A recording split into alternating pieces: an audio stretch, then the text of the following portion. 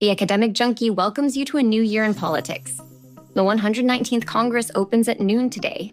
The first order of business is the election of the 57th Speaker of the House. Here is your question. How many votes are needed to win?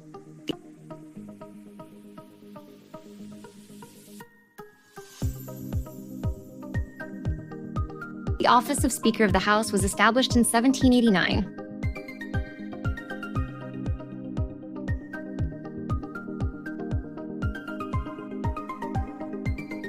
In 2023, for the first time in 100 years, the Speaker was not elected on the first ballot.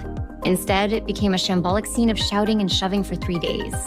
Finally, on the 15 ballot, Kevin McCarthy was elected Speaker. This was a short-lived victory. 9 months later, McCarthy became the first Speaker ever removed from office when he lost a vote on the motion to vacate the chair. Mike Johnson replaced Kevin McCarthy after securing the necessary 218 votes. Will he do it again today?